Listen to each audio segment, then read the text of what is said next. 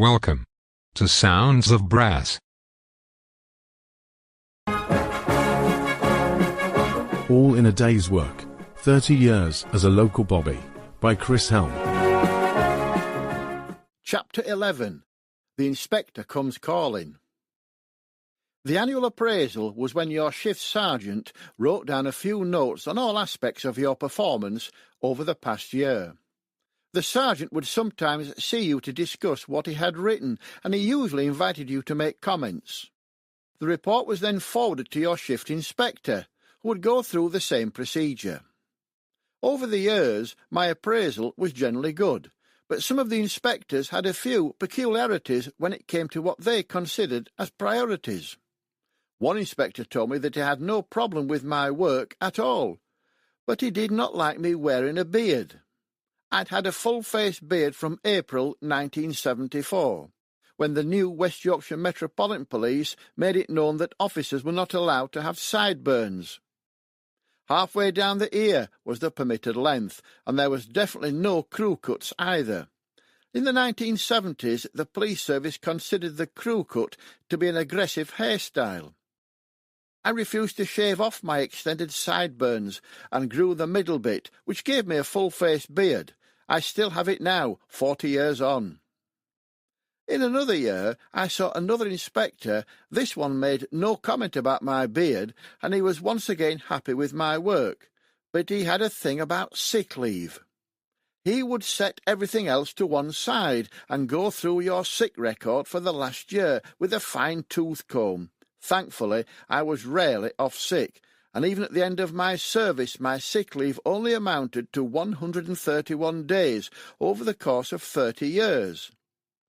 This did not stop the inspector from going on and on about sickness or some officers abusing the system. After you saw the inspector, he would write up his report on you, and then, a couple of weeks later, you would have an appointment with the superintendent for the final part of your appraisal for that year. Another inspector at my appraisal asked me what I thought about morale at the police station. This was not a question I was expecting, but I quickly decided to let rip and tell the truth. The morale at this police station is the lowest I have seen for many years, I said, and if you put a notice on the notice board inviting any staff that would like to transfer from this station to sign it, you would need another sheet of paper, because I strongly suspect that there would be just the two of us left. Well, if anything was going to light the blue touch paper, that was it. My comments must have hit a chord with the station management, because most officers from then on had either been promoted to Brighouse or requested to be transferred there. After the supervisors had written their comments about you on the completed appraisal form, the superintendent invited you to read it, and, if you were happy with it, sign it. Then that's it for another year. There was just one occasion when I refused to sign, which meant it had to go back to the supervisor whose comments I objected to. The note was, "Don't like beards." None of the people on my patch ever complained about it, and that was my reply. He was the only inspector that ever mentioned it. The comment was deleted from my appraisal, and I signed it. For all that, he was still one of the best inspectors I worked with at Brighouse. Of course, to be a sergeant, you have to be clever, but to be an inspector, you have to be really clever. And I would certainly never be bright enough to be an inspector. An example of just how bright you had to be was highlighted one night when a visiting inspector called in at Brighouse. I was on half nights, tidying some paperwork and tying loose ends up on a report when the phone rang. It was Chalky White in the front office, letting me know an inspector had just called in. No sooner had I put the phone down than this young inspector, obviously a high flyer on the promotion ladder, walked in. A new face. I'd better stand up and throw him a salute. "Hello, sir," I said. "Who are you, officer?" "P.C. Helme, sir. I'm the Foot Patrol community man, covering everything on the Bradford side of the subdivision tonight. Sorry, sir, but do you mind telling me who you are? We have to be security-minded." "Quite right, P.C. Helme. I'm Inspector Nelson from Huddersfield, the night inspector, and because of the miners' strike, I have to cover Brighouse as well." "So where do you normally work, sir?" "The town centre. but I live out in Home Firth. Have you been to the miners' strike, P.C. Helme? Now, you don't answer a question like that without giving it a little thought first. Have I been to the miners' strike? If I say no, then I know exactly where I will be in a few days' time. But if I say yes, he's bound to ask me where I'd been. It's funny you should ask that, sir, I said. I was just about to ask you the same question. Have you? Oh, yes, he said. I have been to a few different places, not very pleasant, with injuries on both sides. You sound to have had a rough time, I said. Throughout the meeting I kept trying to deflect the conversation away from the strike, but the inevitable happened. There was no getting away from it. Have you been, P.C. Helme? Yes, sir. Where have you been? Well, in for a penny, in for a pound. Being a clever inspector and so young, he's bound to see through my answer. Norwood Green, sir. There, I said it. Now I'm in for it. Norwood Green? Not heard of that one. Have you had much trouble? Been a bit lively at times, sir. A few cracked heads on both sides. I still can't place it, he said. Where is it? Just a few miles out of Brighouse. At this point his radio squawked. Control to Inspector Nelson. Go ahead. Can you attend a bad RTA in Huddersfield Town Centre? On my way. Give me your notebook, P.C. Helme. I'll show you a visit. I gave him a smart salute, which he returned, and he was on his way.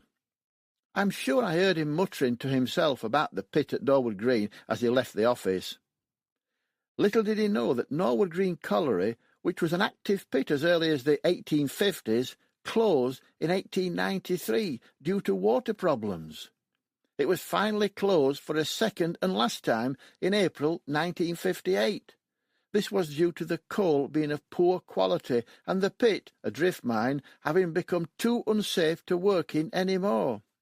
Thankfully, the young, high-flying new inspector did not know this. It just goes to show that the high-flyers don't know everything. During the miners' strike, Brighouse section was sending up to 17 officers, a couple of sergeants and an inspector every day. This left the remaining few to police the whole of Brighouse subdivision, and this went on week after week. It wasn't just Brighouse where we were blessed with some supervisory characters. One of the last messages I received in Bradford before my transfer to Brighouse is one I will not forget in a hurry. The message told me to report to Odsal Police Station immediately. Being a foot patrol officer, it was easier to flag down a passing car than to wait for a bus or the beat car. I was in Odsal in a few minutes, and soon found myself with several others in a transit van, tearing off to an unknown destination. When the van came to a grinding halt, one of the lads threw open the back doors and we all piled out, finding ourselves amongst a huge crowd. "Over here, lads," the inspector shouted. As we ran behind him, I asked one of the lads, "Where is this?" "It's Baird's, in Beckside Road," he told me. "They make TVs here." By now we were in the yard of a 4-storey building. The inspector was talking to some civvies while we hung about, wondering what was going on. Then we heard shouts amongst the crowd, "It's a bomb!" We all looked at each other. "Bloody hell, a bomb? Where is it?" we shouted back to the crowd. There were at least 50 people pointing at the factory building. "It's in there," they said in unison. "Right, lads, gather round," said the inspector, trying to shout over the crowd. "The company has received a bomb threat over the telephone. Everyone from the factory has been accounted for and safely evacuated, and they all had been told to stand well back." What does he want us to do? I wondered, but we all soon knew what he expected of us. "OK, lads, the whole factory is now empty of its personnel, and we have the Army Bomb Squad at Catterick on standby. I want you to start your search on the ground floor and carry on working your way up through the remaining floors." "What are we looking for?" one of the lads asked him. "Anything that looks unusual and is wired with batteries." "Inspector, this is a television factory. Everything they do involves wire," we said, almost as one. "Yes," he said, with a blank, almost disbelieving look on his face at our response. We all looked at each other, and one of the lads spoke for us all. No, he said simply. The bomb squad can go and search for it.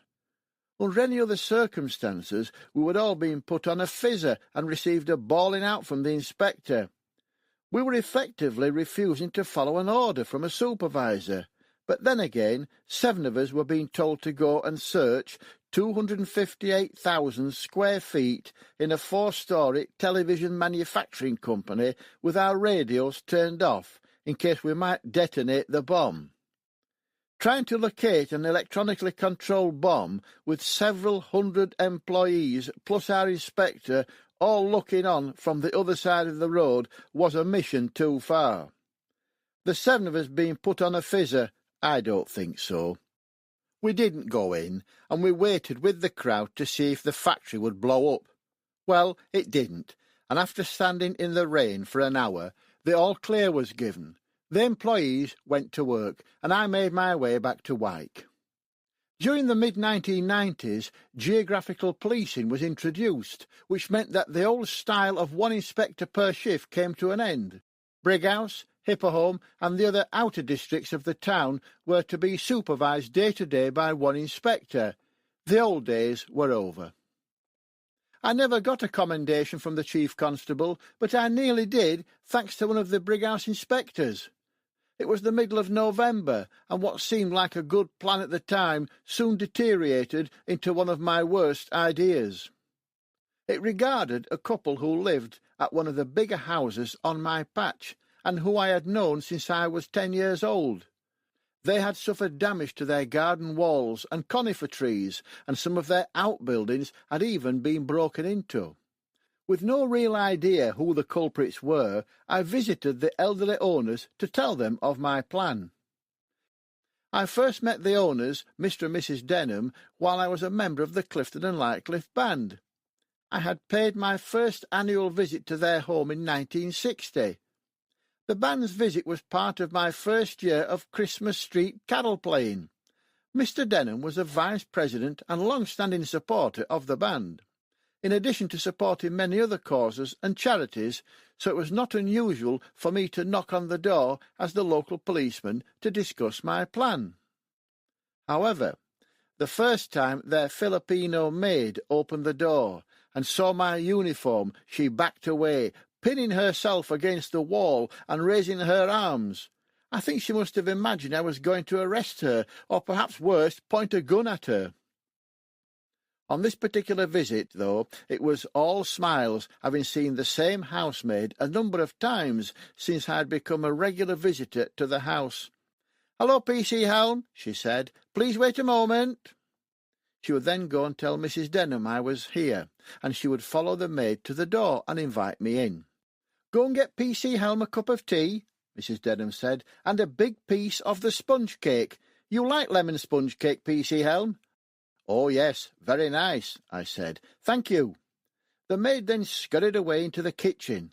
I was shown into the front room and invited to sit down. This was the type of household where you have to work out very quickly which are their favourite chairs and which are the ones reserved exclusively for the family pets. You also make sure you sit down last. I explained that I had come to discuss the recent problems of the damage to their garden and the burglaries of their outbuildings. Mr. Denham slowly pulled himself up from the chair and came to stand directly in front of me. I felt that I should stand, but he motioned for me to stay seated. In a slow and carefully measured voice he said, "P.C. Helme, I have been giving these problems a great deal of thought, and I think you need some help in trying to find the offenders." "No, that's okay," I said. "I'll manage. I have a plan I want to discuss with you." "Well, if you feel you need some help," Mr. Denham said, "I can ask my friend, who is in MI5, to come up from London and help you." "No, thank you," I said. "MI5 will not be necessary.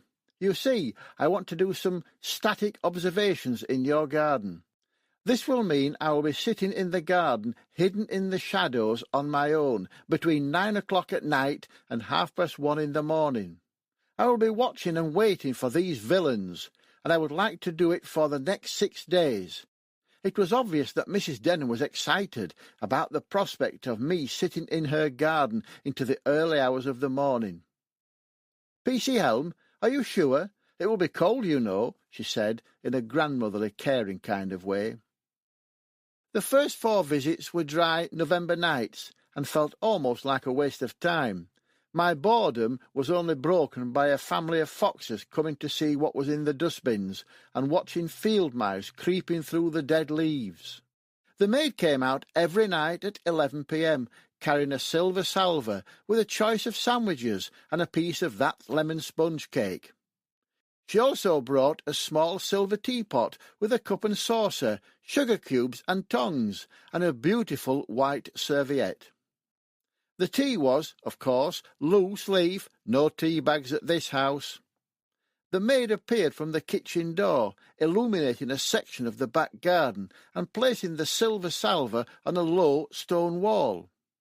She looked around for a few seconds, trying to see me, never speaking, before running back into the house and turning the lights out. The 5th night came and went. Not even the foxes came for a look round. The next day was to be the last night, so the villains had better turn up, otherwise the week would have been a waste of time. I was in place when the maid brought me the tea and sandwiches at 11 p.m, as usual. Midnight came, and there was neither sight nor sound of the villains. At 12:30 a.m. there was still no sign. As 12:45 came, I was fed up. It was time to go home, I thought, but it was a bit early. I wasn't supposed to finish until 2 a.m. Never mind, I thought, I'm off. I knew that I could not go home along the main road in case I was spotted by the sergeant or the inspector, so I decided the best way to go home unnoticed was through the Eastfield School grounds and then through the back streets of the estate. Leaving the grounds of the big house, I was careful to walk on the edged stones of the driveway, staying well clear of the gravel on the drive, as I always did. I always recommended gravel drives on crime prevention visits because you could hear the crunching of the gravel when unwelcome night prowlers called. As I walked around the back of the house, heading towards the school in almost total darkness, the last thing I needed was to shine a torch or have some illumination from external lighting. For my patrolling purposes, walking around in total darkness was ideal, and being as quiet as one of those field mice meant I could hear the lightest of footsteps. I could even detect whispering voices in the cold night, because I was able to see the air clouds of hot breath. Working in a dark, semi-rural location, over time your eyes and ears became highly sensitive to the slightest of lights and sounds. For example, someone smoking leaves a smell lingering in the air, and the illuminated end of a cigarette can be spotted 50 yards away. If there was anything more than a half moon or a clear night, you could also see a prowler's footsteps on crushed, dew-covered grass, where they had walked or ran across the playing fields. You were never taught any of this at Panel Ash.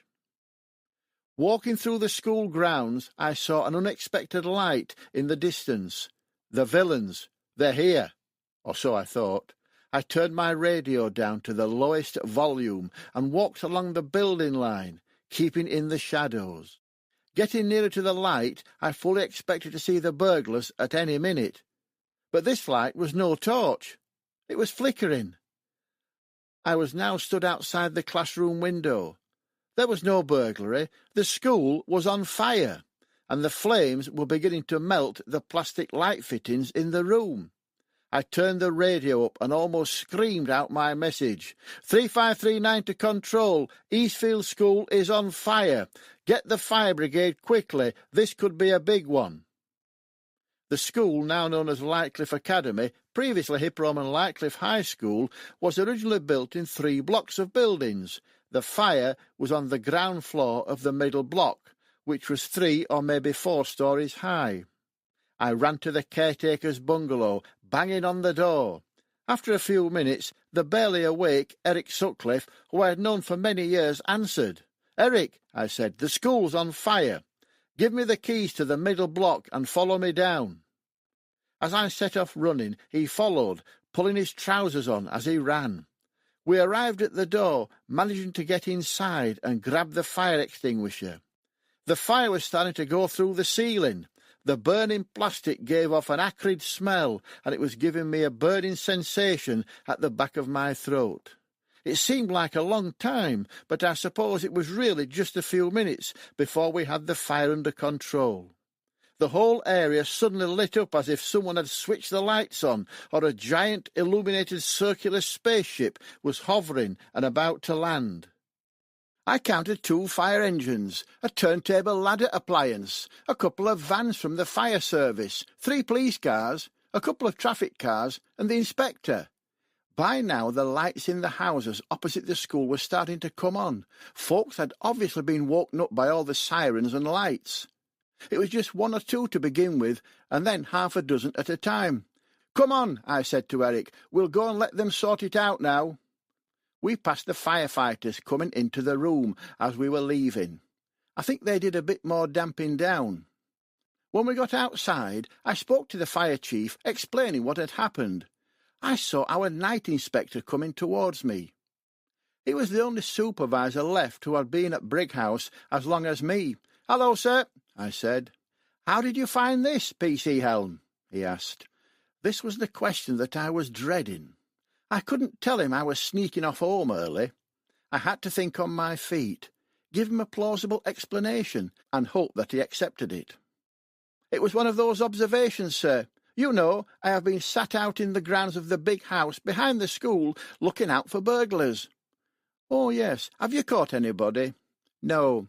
"What about the fire?" "This school has had a near miss. If it hadn't have been for you finding it—" "Well, here goes. It was the smell, sir."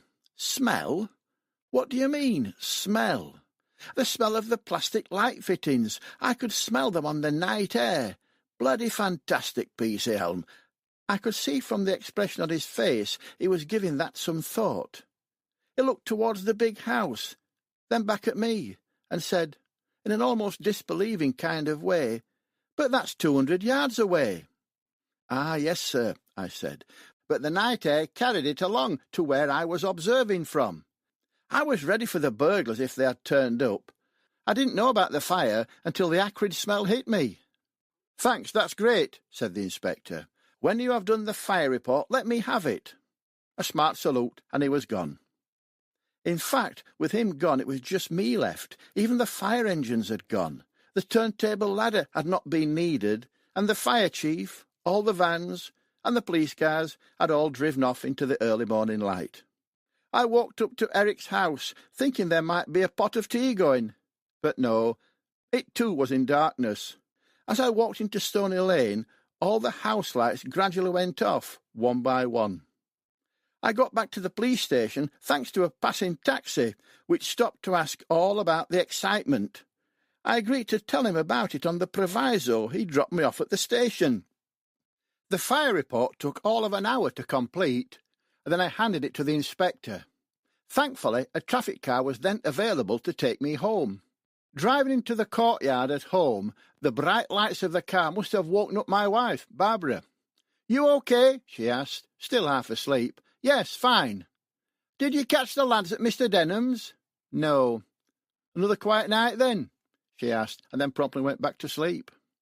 5 weeks later, I got a phone call to go and see the chief superintendent at Halifax. No reason was given, but I was advised to wear a decent uniform and put a bit of shine on my boots. Standing outside his office was scary stuff, particularly when I had no idea what the call had been for. I knocked and heard the voice. "Come in." I marched up to his desk, as near as was appropriate, and then threw him a smart salute. "P.C. Helme reporting as asked, sir." "P.C. Helme," he said, "sit down. I have some good news for you. I've read this report and a letter I received from Collardale Council's Chief Executive Officer and the Head of Finance. Do you have any idea what these 2 letters are about?" "No, sir," I admitted. He read out both the letters, which referred to the fire I discovered at Eastfield School during the early hours of the morning. "P.C. Helme," he said, "this is a wonderful piece of policing, Please tell me how on earth you came across the fire. Both letters say that if you had not discovered it and it had gone unchecked, a conservative estimate is that it would have cost the council between £3 and £4 million. Oh, my God, I thought. This had gone further than I'd ever imagined it would have. I couldn't turn round now and say I'd discovered the fire while I was sneaking off home early. I explained about the observations. "Did you catch anyone?" he asked. "No, sir," I replied, and by the time I had finished the story, I almost believed it myself. Looking back now, I suppose I can put my hand up and say, yes, maybe it was 3/4 of an hour early, but I did save the ratepayers of Calderdale many millions of pounds. The chief superintendent thanked me and explained that the 2 letters would go on my personal file. A smart salute, an about turn, and I was on my way back to Brighouse. And all this because the inspector put a few kind words on the fire report I submitted. I feel a few words of thanks to him after all these years is long overdue. A few weeks after that visit to HQ at Halifax, I even caught the lads I was hoping to catch in the big garden. Mr. and Mrs. Denham were very grateful and sent for me before the lads went to court. Mr. Denham was particularly pleased and, as he said at the time, you caught them without any help from my friends in MI5. His offer of help did not end there. Now, P.C. Helme, when will they be in court? I don't know, I said. Why? Should I have a word with a couple more of my friends about them? Who might that be? I asked. I went to school with Raymond. Sorry, Raymond who? Judge Raymond Dean. We're old friends, and we went to the same school in the 1920s and 30s, you know, at Hipperholme Grammar School, and I know another couple of judges and a few barristers who could sort these young villains out. No, that will not be necessary, Mr. Denham, I said. Whatever will happen, will happen. I met Mr. and Mrs. Denham many more times after that, and I was always a welcome visitor at their home, and I was invariably treated to a pot of tea and a piece of my favourite lemon sponge cake.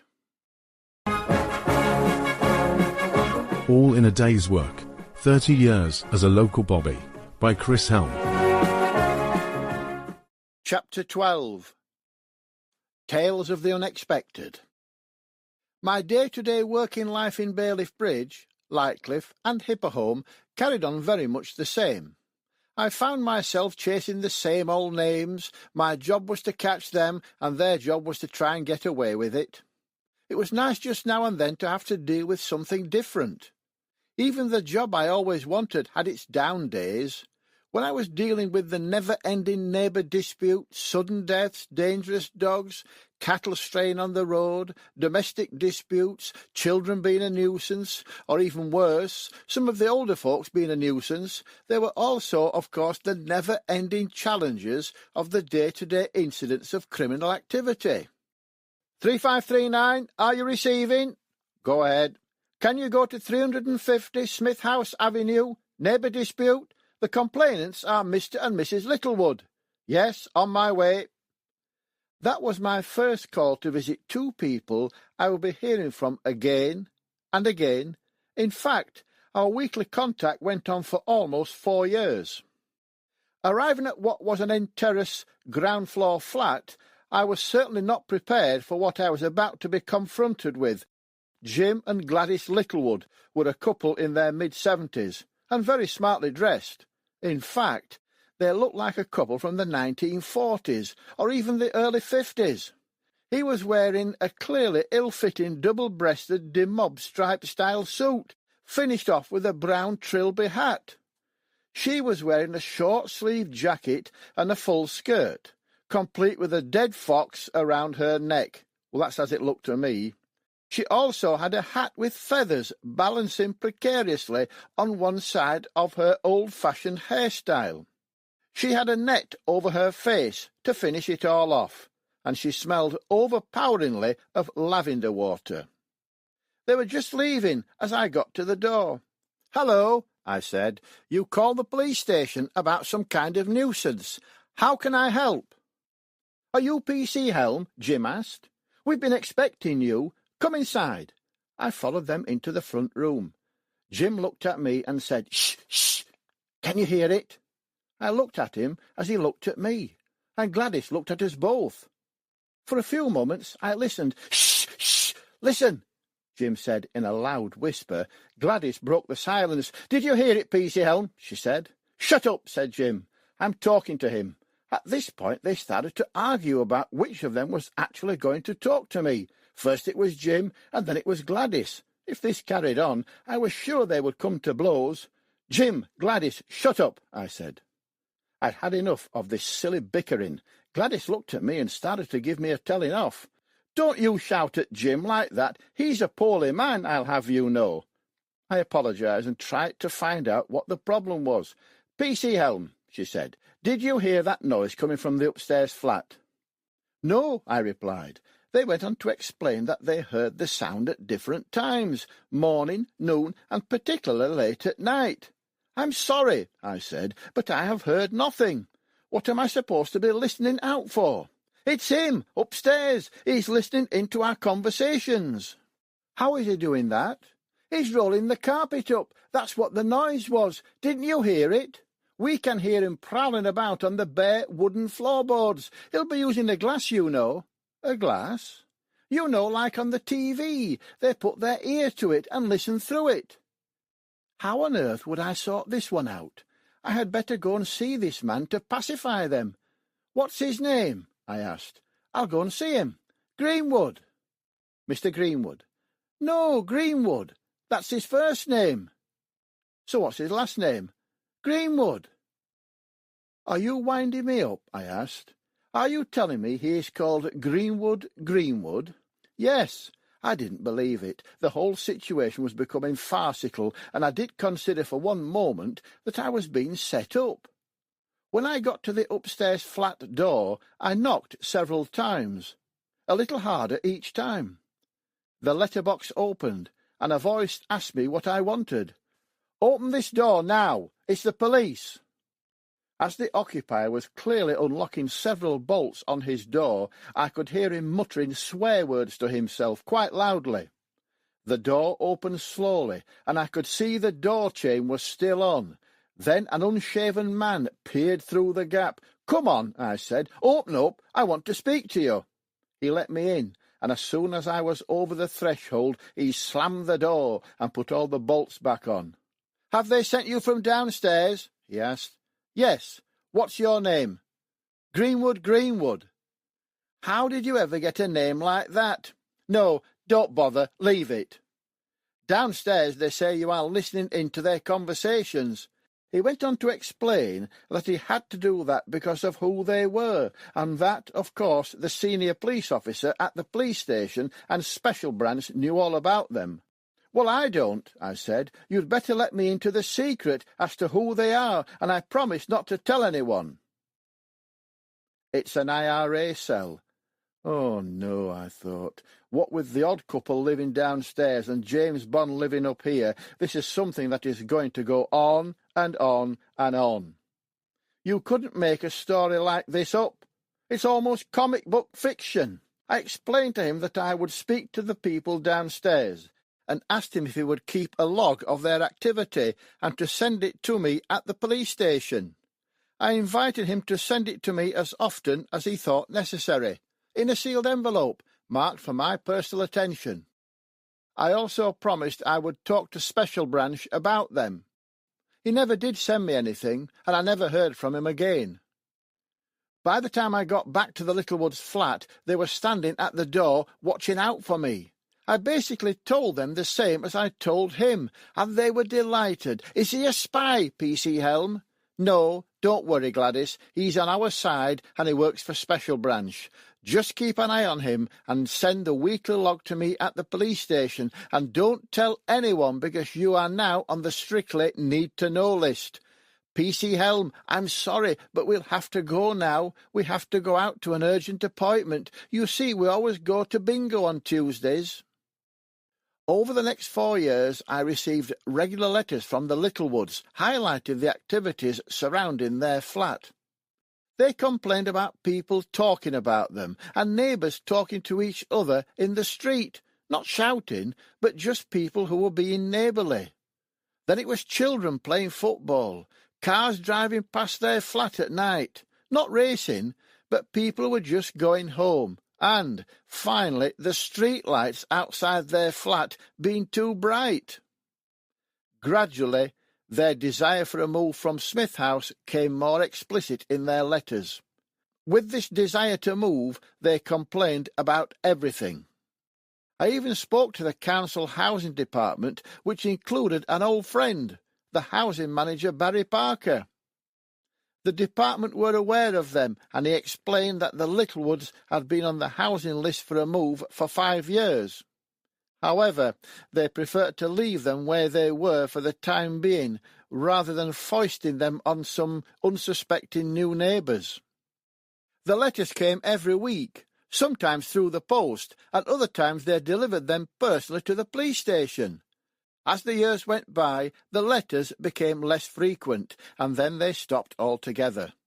I assumed they must have moved away, or died. But then it happened. I spotted them while I was in town, off duty and shopping. Mind you, dressed as they did, you couldn't miss them. I tried to duck into the doorway of Woolworths, but it was too late. The familiar, "You, PC Helme," echoed out across a very busy commercial street. It was the same kind of sound my mother used to make when we were kids on the estate, and I had to go in for my tea. It was embarrassing then, just as it is now. "Hello, Jim. Hello, Gladys. I have not heard from you for a while. Everything okay?" "PC Helme, it's wonderful. That very nice Mr. Parker at the housing office. You'll know him." "Yes, I know him. He has moved us out of the flat, and we are now in a lovely bungalow at Clifton." "Well, I'm pleased for you," I said. "It's taken a long time, but we got there in the end." As I was about to walk away, Jim said, "PC Helme, there is just one thing. I don't know if you can help us again." "What's the problem?" "It's the noise." "Nay, Jim, Clifton's very quiet, and not many kids live near you." "It's not the kids, PC Helme, it's the motorway. All the cars driving on the M62 behind our house, particularly at night, they're very noisy, and they keep Gladys awake. Can you do anything about it to help us?" Is this what I joined the modern police service for? I thought to myself, and just walked off, pretending I had not heard them. Thankfully, that was the last time I either heard or saw them. During the late 1980s, the Force Training Department decided that community officers needed to know how to address an audience and deliver a presentation. Officers had to be able to stand up and speak to a group of people that could be as many as 50 or as few as a dozen, displaying confidence to the audience. Someone had decided that we should go and have some training. This was just up my street, and it was to be the only course at HQ that I went on to really enjoy. Local history was now something I was deeply involved in, and included delivering local history adult education classes for the local council. When the opportunity came for me to attend what HQ called a public speaking course, I was really up for it. By now my own public speaking engagements had expanded way beyond the local history evening classes, with a couple of dozen presentations per year in and around the Halifax area.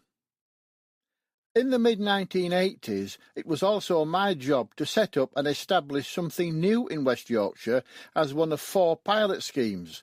We were told by HQ that this was the creation of a totally new concept in policing that had been imported from America. It was called Neighbourhood Watch, and Brighouse had been specially chosen as one of the 4 pilot scheme areas. New? This was just a relaunch of how life was before and during the Second World War, and up to the end of the 1950s.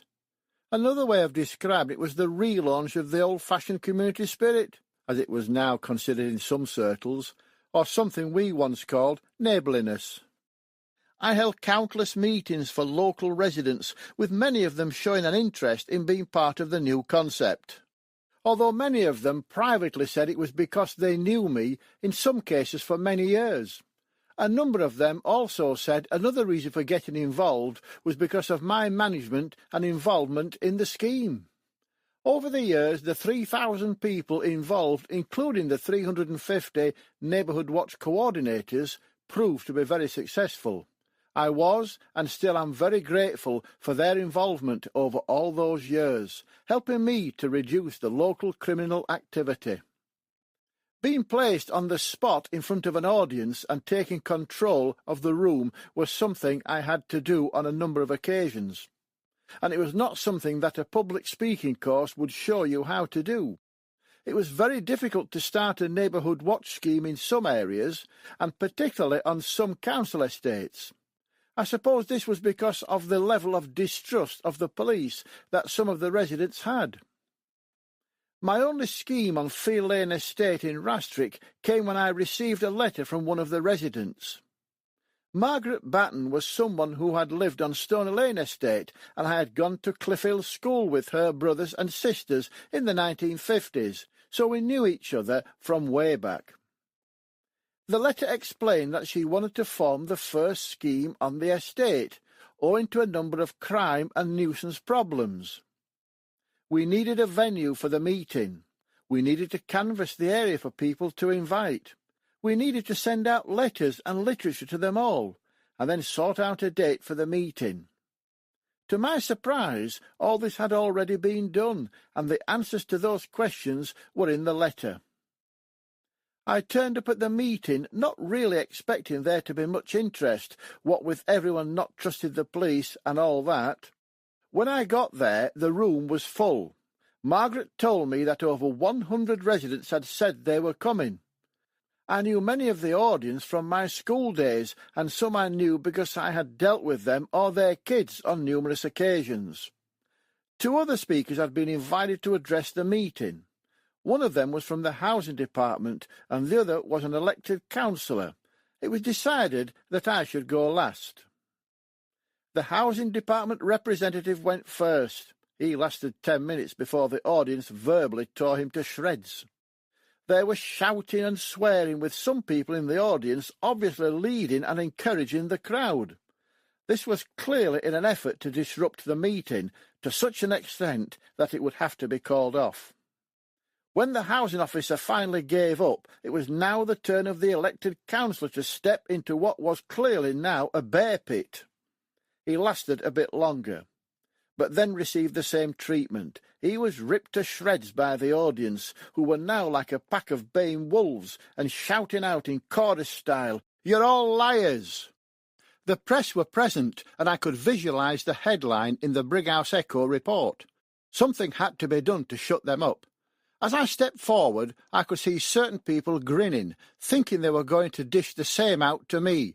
But I was one of them, a lad from the estates. There was nothing that would shock me.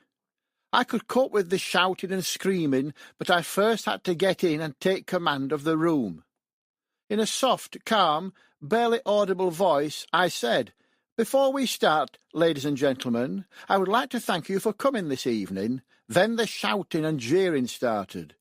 It was fairly quiet to begin with, but I could feel the crescendo in some of their voices.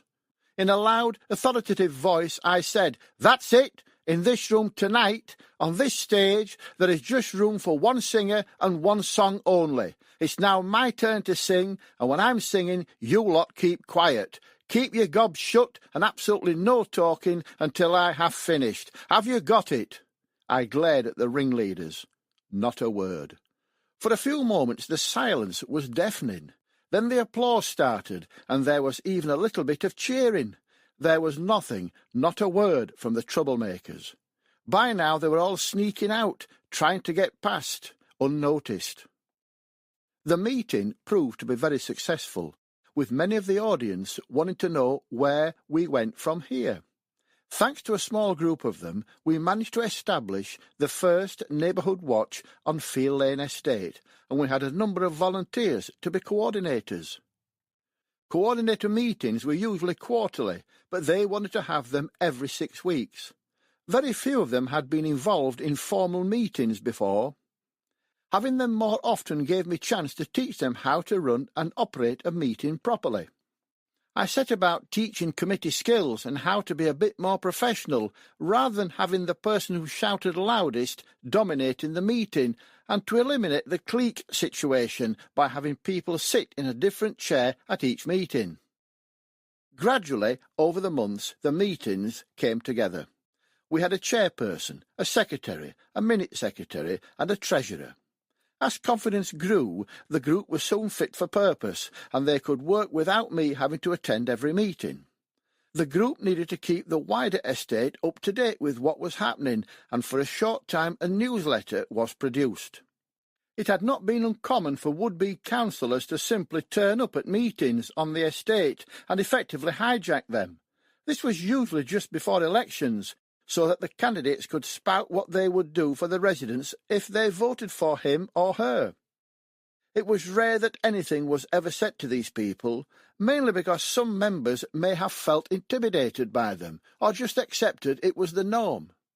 But we soon changed that. As the months went by, the committee grew even greater in confidence.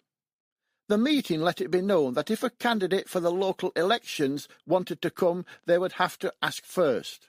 And if one was allowed to attend, then all of the candidates from each of the political parties would be invited. Their bravest decision was when the secretary sent a letter to the local Member of Parliament's secretary, asking if the MP could attend one of the meetings. This was to be on a date that was convenient for the MP. However, the committee was upset when the MP declined, suggesting that if they attended one meeting, then they would have to go to them all. The committee members sought my advice.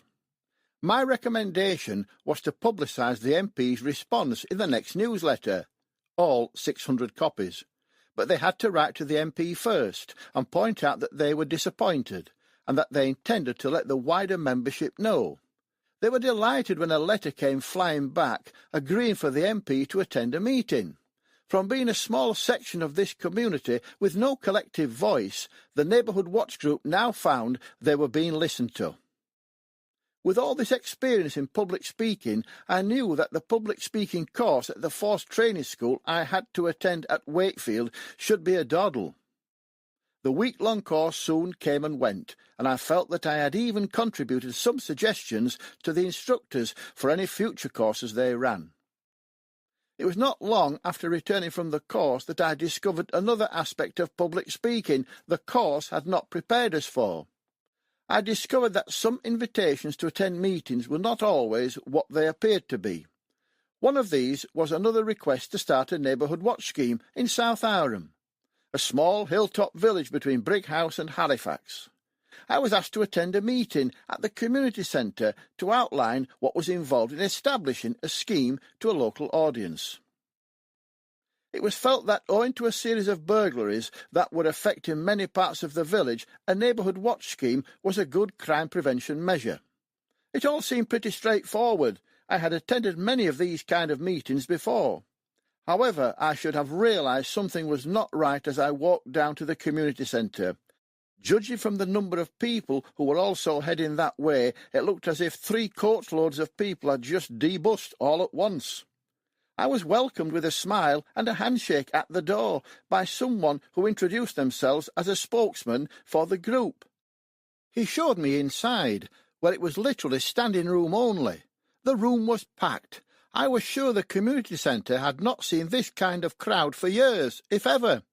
"PC Helme," said the spokesman, pointing to the opposite corner of the room. "We have a chair and a desk for you." I now had a sense of unease. Even the person who had met me when I arrived was not smiling any more, and looking around at the audience, no one else was either. The same person called the meeting to order, but no sooner had I started to give the history of the neighbourhood watch than the audience started one by one. "What about these burglaries?" The same question over and over again. I always brought crime figures for the last few months to all these start-up meetings, and for the next hour I sat there, doing the best that I could.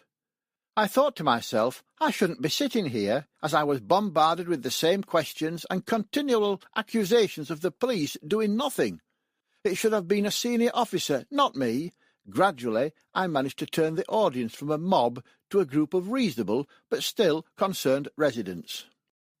I had the crime figures at my fingertips, so there was no embarrassing moments of being asked about individual crimes that I had no idea about. The old adage I was taught back at Panelash Police Training Centre stood me in good stead. Failing to plan is planning to fail. If you did the research, then the audience would feed off your confidence, and at this meeting, by the end of the night, they did just that. The next day, I went to see the latest superintendent. He was someone who had been at Brighouse before, when he was an inspector. He also lived in the town, so he knew Brighouse and, importantly, knew South Aram and its ongoing problems as well. In consultation with the CID, he flooded the area with as many uniformed officers as possible to reassure the residents.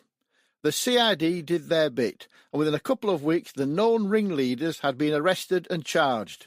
The superintendent received a number of thank-you letters from some of the residents, whilst others wrote letters to both the Brighouse and Halifax newspapers, thanking the police for a job well done. I had to attend more jumble sales than any other Brighouse police officer. I was the official bouncer, metaphorically speaking, of course, in case there was any trouble, which in those days there quite often was. Being asked by schools to judge children's fancy dress competitions was always fraught with danger. Mothers would give you the eye, and children could produce crocodile tears at the drop of a hat to attract your attention for the sympathy vote. You had to find out whether there were brothers and sisters entering. You can't give two prizes to the same family. There were outfits that had obviously been made with flair, skill, and creativity by the next best thing to a tailor, otherwise known as Mum's best needle and thread.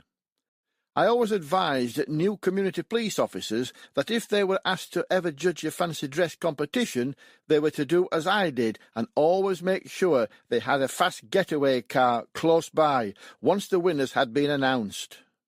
Cycling proficiency training was a vital part of a young cyclist's road safety education. But when some of the lads turned up with a different bike each day, it did make me wonder where they had got them from. It was easier not to ask, but just to remind them to take it back where they got it, which they always did. Even when 2 and sometimes 3 lads shared the same bike, they were never refused the training, but I had to draw the line when one of the lads turned up with a bike that was best described as a wreck. No brakes, no mudguards, and not even a saddle. This was an era when children had to take a cycling proficiency written test, and if they did not pass, they would not be allowed to take the practical cycle test. Looking back, this does sound very strange when you consider that this was many years before written tests came in for prospective drivers. None of this ever came close to the sunny Saturday afternoon I had to visit Albert Hemingway and his wife Maggie. They lived in a farmhouse in Hipperholme and had contacted the police out of desperation over a dispute with a neighbour. I was puzzled by the nature of this complaint, because I knew that apart from the adjoining house, which was occupied by an 86-year-old widow, there were no other houses within 3/4 of a mile. Arriving at the house, I was greeted by Albert in a manner that I had got quite used to since working in this area. "PC Helme," he said, "get in here now. We've been waiting for you." Not even a hello or a smile as I walked inside the door. "Now, how can I help you?" I asked. It was at this point that I noticed his wife was in tears. "You can see my wife is beside herself. You have to do something about her next door." "What's the problem? I know that lady next door, and she's always seemed like a nice, quiet 86-year-old. "Well, she's not. She's running some big machines in her house." "Machines? Do you mean vacuum cleaners?" "No, DIY-type machines. It's affecting our day-to-day lives, and it's got to stop." "Do you mean it's the noise the machines are making?" No, look, I'll show you." He was obviously getting more agitated and irate. I went over to what appeared to be a brand-new television in the corner of the front room. He switched it on. "Now, what do you see?" "Grandstand, horse racing. It's a lovely picture. Is your TV new?" "Of course it is," he said. He switched over to ITV, and again asked me what I could see. "World of Sport. Swimming. I'm sorry, Albert, but I don't see the significance. What has this got to do with the lady next door?" He changed the channel again, this time to BBC Two, and again asked me what I could see.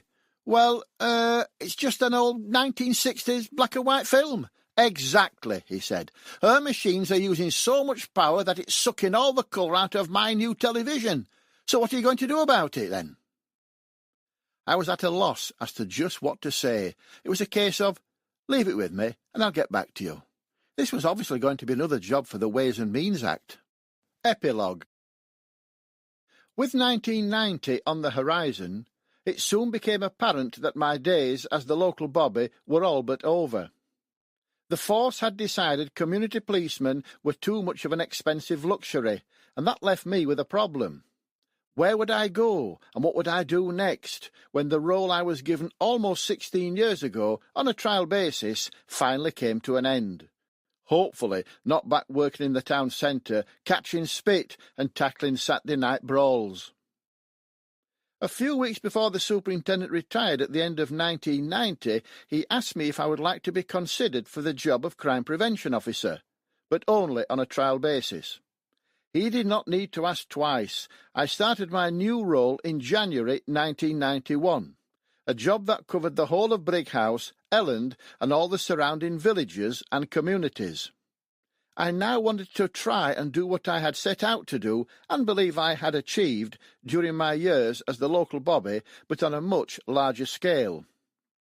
My trial period as the crime prevention officer lasted 11 years and included having to reapply for the same job again 3 times before I retired. In 1990, I was awarded the British Empire Medal for services to my community. It was certainly a great day for me, my family, and my community. I still have and cherish all the cards and messages of congratulations the people of my community and Brighouse sent. I often ask myself if I think I was appreciated for my police service by the general public. I think that is for them to say rather than me to assume, but if I am being honest, I think I probably was. But how did that manifest itself? A couple of weeks before I finished as the local bobby and began my new appointment, I was standing in the bush shelter in Bailiff Bridge. It was a standard bush shelter for my part of the world, with someone having ripped out all the wooden seats for a bonfire.